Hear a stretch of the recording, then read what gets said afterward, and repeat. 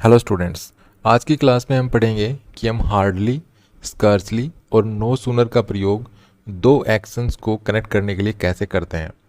तो जब हम हार्डली, स्कार्सली और नो सूनर का प्रयोग दो एक्शंस को आपस में कनेक्ट करने के लिए करते हैं तो इनके साथ हम पास्ट परफेक्ट टेंस का प्रयोग करते हैं। ठीक है, पास्ट पास्ट परफेक्ट टेंस। तो जब भी हम इन तीनों का प्रयोग दो एक्शंस को आपस में कनेक्ट करने के लिए करेंगे तो हम इनका प्रयोग पास्ट परफेक्ट टेंस के साथ करते हैं। और जब हम इन तीनों ही एक्सप्रेशंस का प्रयोग जब हम पास्ट परफेक्ट टेंस के साथ दो एक्शंस को कनेक्ट करने के लिए करते हैं तो इससे ये बोध होता है कि एक कार्य जो है वो एक कार्य के तुरंत बाद कोई दूसरा कार्य घटित हो गया, और इनको हम यूज करते हैं फर्स्ट एक्शन के साथ। ठीक है, अब मान लीजिए जैसे एक कार्य समाप्त हुआ, उसके तुरंत बाद कोई दूसरा कार्य घटित हो गया, तो इन हार्डली, स्कार्सली और नो सूनर इन तीनों का प्रयोग हम करेंगे फर्स्ट एक्शन के बारे में बताने के लिए। ठीक है, यहाँ पर जो फर्स्ट एक्शन होगा वहाँ पर हम इनका प्रयोग करेंगे। ठीक है, अब बात आती है कि हम जो दूसरा एक्शन जो मेंशन करेंगे, मतलब एक कार्य हुआ फर्स्ट, उसके तुरंत बाद कोई दूसरा एक्शन हो गया, इस चीज़ को बताने के लिए, मतलब इस प्रकार के आइडिया को एक्सप्रेस करने के लिए हम तीनों का प्रयोग करते हैं। ठीक है, तो पहली बात तो क्या थी कि हम ये जो हार्डली, स्कार्सली और नो सूनर है इनको हम यूज़ करेंगे जो फर्स्ट एक्शन बताएंगे वहाँ पे।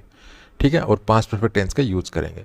और जो सेकंड एक्शन होगा जिसको हम मेंशन करेंगे, अर्थात एक तो कार्य ये हुआ और इसके तुरंत बाद ये सेकंड एक्शन हो गया ये, तो ये जो कार्य हुआ ये सेकंड, तो इसको हम कनेक्ट करने के लिए कुछ वर्ड्स यूज़ करते हैं।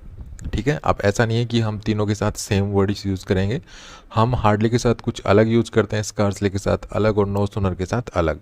और यही हमें ध्यान रखना होता है, क्योंकि अगर हम उन शब्दों को अगर इधर उधर कर देते हैं तो फिर सेंटेंस हमारा गलत हो जाएगा। तो इसके लिए आपको ये ध्यान रखना है कि हार्डली के साथ आपको यूज़ करना है व्हेन या बिफोर, मतलब ये फर्स्ट एक्शन होगा। ठीक है, हम ये कहना चाह रहे हैं कि भाई ये एक्शन हुआ और इसके तुरंत बाद सेकंड एक्शन ये हो गया, तो जो सेकंड एक्शन होगा उसको हम शुरू करेंगे व्हेन या बिफोर से। ठीक है, तो हार्डली अगर आप यूज़ करते हैं फर्स्ट एक्शन के लिए, अगर आप हार्डली यूज़ करते हैं तो हार्डली के साथ आपको यूज़ करना है व्हेन या बिफोर।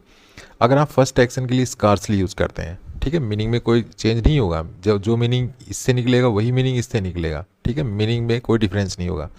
लेकिन अगर आप स्कार्सली यूज़ करते हैं फर्स्ट एक्शन के लिए तो पास्ट परफेक्ट टेंस यहाँ भी यूज़ करना है, पास्ट परफेक्ट टेंस इसके साथ भी यूज़ करना है। लेकिन जब आप स्कार्सली यूज़ करेंगे तो फिर आपको यूज़ करना है व्हेन या बिफोर। मतलब हम ये कह सकते हैं कि हम हार्डली और स्कार्सली दोनों के साथ व्हेन या बिफोर ही यूज़ करेंगे। लेकिन अगर आप यूज़ करना चाहते हैं नो सूनर, ठीक है, नो सूनर अगर आप यूज़ करना चाहते हैं फर्स्ट एक्शन को मेंशन करने के लिए तो फिर आपको यूज़ करना है देन। सेकंड एक्शन को जब आप इंट्रोड्यूस करेंगे तो फिर आपको देन यूज़ करना है, और स्पेलिंग होगी THAN, आपको THEN यूज़ नहीं करना है। ठीक है, तो इसके लिए अब हम कुछ एग्जाम्पल्स देख लेते हैं और वहाँ पर हम फिर और बातें जानेंगे। तो फर्स्ट एग्जाम्पल है, आई हैड हार्डली या scarcely close my eyes when the phone ring. अब यहाँ पे देखिए दो एक्शन यहाँ पे मेंशन किए गए हैं, एक तो आंखें बंद करना और दूसरा फ़ोन का बजना। ठीक है, तो फर्स्ट एक्शन के लिए हमने हार्डली यूज़ किया, आप हार्डली की जगह स्कार्सली भी यूज़ कर सकते हैं। तो यहाँ पर हार्डली और स्कार्सली में से कोई शब्द आप यूज़ कर सकते हैं फर्स्ट एक्शन के लिए। तो फर्स्ट एक्शन जब हमने हार्डली और स्कार्सली यूज़ किया तो देखिए पास्ट परफेक्ट टेंस का यूज़ किया गया, हैड क्लोज्ड। ठीक है, पहली बात तो ये हो गई कि पास्ट परफेक्ट टेंस का प्रयोग यहाँ पे किया गया है। जब आप पास्ट परफेक्ट टेंस का प्रयोग करेंगे हार्डली और स्कार्सली के साथ, तो जो हार्डली या स्कार्सली जो भी वर्ड यूज़ करते हैं उसको आप हैड और क्लोज्ड, अर्थात हैड और वर्ब की थर्ड फॉर्म के बीच में रखेंगे। ठीक है, और यहाँ पर हो गया एक एक्शन यहाँ तक। ठीक है, एक एक्शन हो गया I had hardly close my eyes, कि मैंने अपनी आंखें बंद ही की थी, कि उसके तुरंत बाद कोई दूसरा एक्शन हो रहा है। तुरंत दूसरा एक्शन कौन सा हो रहा है कि फ़ोन बज गया। ठीक है, फ़ोन बजा, तो जो दूसरा एक्शन है उसको इंट्रोड्यूस करने के लिए देखिए यहाँ पे क्या यूज़ किया है, व्हेन। ठीक है, अगर आप यहाँ पे देन यूज़ कर देते हैं तो फिर ये गलत हो जाएगा। नेक्स्ट सेंटेंस देखिए, एक चीज़ और है यहाँ पे जो आप फर्स्ट एक्शन को मेंशन करने के लिए जब देखिए यहाँ पे पास्ट परफेक्ट टेंस का यूज़ किया गया है, हैड क्लोज्ड, लेकिन जो सेकंड एक्शन होगा उसके लिए आप सिर्फ वर्ब की सेकंड फॉर्म यूज़ करेंगे, अर्थात सिंपल पास्ट टेंस यूज़ करेंगे। नेक्स्ट एग्जांपल देखिए, she had hardly entered the house before the kids started screaming. अब यहाँ पर देखिए फर्स्ट एक्शन है she had hardly entered the house, कि उसने हाउस में अर्थात घर में एंट्री किया था कि जो है किड्स जो हैं वो चिल्लाना शुरू कर दिया उन्होंने। तो ये हो गया फर्स्ट एक्शन, ये हो गया सेकंड एक्शन। तो फर्स्ट एक्शन के लिए हमने देखिए हार्डली और स्कार्सली आप जो चाहे यूज़ कर सकते हैं, और यहाँ पर फर्स्ट एक्शन के लिए पास्ट परफेक्ट टेंस यूज हुआ है, ठीक है, पास्ट परफेक्ट। यहाँ पर ये हेल्पिंग वर्ब हैड और यहाँ पर ये वर्ब की थर्ड फॉर्म है।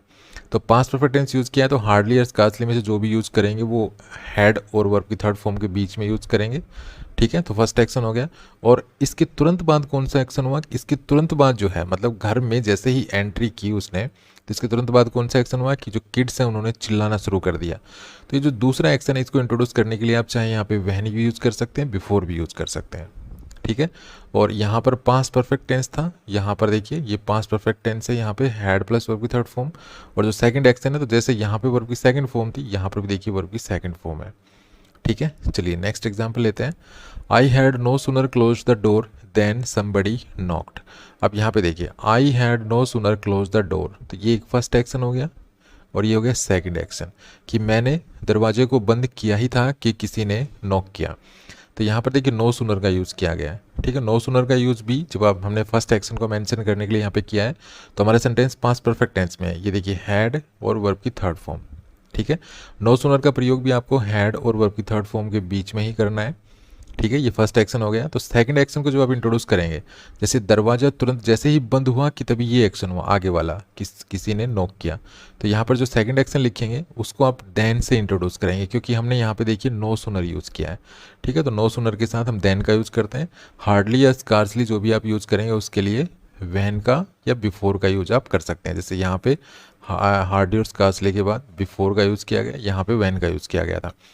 तो यहाँ पे क्योंकि नो सूनर का प्रयोग किया गया हमने इस थर्ड सेंटेंस पे, तो हमने देन का यूज़ किया है यहाँ पे सेकंड एक्शन को इंट्रोड्यूस करने के लिए, ठीक है। फर्स्ट एक्शन के लिए हमने पास्ट परफेक्ट टेंस यूज़ किया है, लेकिन सेकंड एक्शन के लिए हमने देखिए वर्ब की सेकंड फॉर्म यूज़ की है।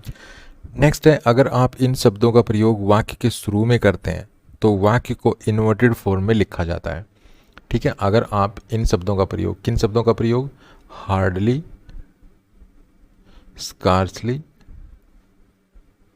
और नो सूनर, अगर हम इन शब्दों का प्रयोग जो है सेंटेंस के शुरू में करते हैं तो सेंटेंस को इन्वर्टेड फॉर्म में लिखा जाता है। इन्वर्टेड फॉर्म का मतलब क्या हुआ कि अगर ये शब्द सेंटेंस के शुरू में होंगे तो इनके बाद हेल्पिंग वर्ब होगी, ठीक है, और उसके बाद सब्जेक्ट होगा और उसके बाद वर्ब होगी। जैसे एग्जांपल देखिए, hardly had I closed my eyes when I began to imagine fantastic shapes. तो यहाँ पर देखिए सेंटेंस की शुरुआत हो रही है हार्डली से, तो इसके तुरंत बाद हेल्पिंग वर्ब आएगी, ठीक है, उसके बाद सब्जेक्ट, उसके बाद वर्ब है। क्योंकि आपको अगर आप हार्डली शुरू में लिखते हैं या स्कार्सली शुरू में लिखते हैं तो फिर आपको आगे का सेंटेंस इन्वर्टेड फॉर्म में लिखना है। आगे का सेंटेंस कौन सा, जो सेंटेंस ये हार्डली वाला पार्ट है, इसको, ये जो सेकंड जो एक्शन होगा इसको आप में कोई चेंज नहीं करना है। इसमें तो आपको जैसे लिखते हैं वैसे ही लिखते हैं, जैसे व्हेन या बिफोर लगाया, उसके बाद सब्जेक्ट और उसके बाद वर्ब जो भी है वो सारा सेम ही रहेगा जैसे पहले लिखते थे हम। लेकिन ये जो फर्स्ट जो एक्शन होगा इसके लिए जो सेंटेंस लिखेंगे वो हमने इन्वर्टेड फॉर्म में लिखना होता है। इसी प्रकार से ये देखिए, no sooner had she agreed to marry me, तो यहाँ पर देखिए नो सूनर से सेंटेंस शुरू हो रहा है, तो इसको भी हमने जो है इन्वर्टेड फॉर्म में लिखा है, अर्थात नो सूनर के बाद हैड का प्रयोग किया है, उसके बाद सब्जेक्ट और उसके बाद वर्ब की थर्ड फॉर्म, ठीक है। और ये आगे का पार्ट है ये जैसा है, जैसे पहले लिखते थे वैसा ही है, अर्थात देन का प्रयोग किया गया, उसके बाद side started to have doubts, तो यहाँ पे आगे का सेंटेंस जैसे लिखा हुआ है। तो इस तरह बातें आपको ध्यान रखनी है कि अगर हम हार्डली, स्कार्सली या नो सूनर, सबसे पहले तो आपको क्या ध्यान रखना है कि हार्डली, स्कार्सली और नो सूनर का प्रयोग हम ऐसे दो घटनाओं के बारे में बताने के लिए करते हैं जिनमें एक घटना के समाप्त होने के तुरंत बाद दूसरी घटना होने का बोध हो रहा हो, ठीक है, दूसरा एक्शन होने का बोध हो रहा हो। और दूसरा क्या है कि जब हम हार्डली, स्कार्सली या नो सूनर का प्रयोग करते हैं तो हार्डली और स्कार्सली के बाद जब हम सेकंड एक्शन को इंट्रोड्यूस करते हैं तो हमें व्हेन या बिफोर का प्रयोग करना है, और नो सूनर के बाद हमें सेकंड एक्शन को इंट्रोड्यूस करने के लिए देन का प्रयोग करना है, ठीक है। देन की स्पेलिंग थोड़ा ध्यान से देखना है, THAN यूज़ करनी है, THEN यूज़ नहीं करनी है। दूसरा, हार्डली और स्कार्सली या नो सूनर का प्रयोग अगर हम सेंटेंस के शुरू में करते हैं जैसे हमने इन सेंटेंसेस में किया है, तो फिर जो ये सेंटेंस होगा आगे का वो मतलब जो हार्डली और स्कार्सली या नो सूनर वाला जो पार्ट होगा उसमें के लिए जो सेंटेंस होगा उसको हमें इन्वर्टेड फॉर्म में लिखना होता है। अगर आप इन्वर्टेड फॉर्म में नहीं लिखेंगे तो वो सेंटेंस गलत होगा, उसको ग्रामेटिकली करेक्ट नहीं माना जाएगा, ठीक है। तो इस वीडियो में इतना ही। अगर आपको ये वीडियो पसंद आया तो प्लीज़ लाइक कीजिए, शेयर कीजिए, चैनल को सब्सक्राइब करना ना भूलें। Thanks for watching this video. Happy learning. Bye bye.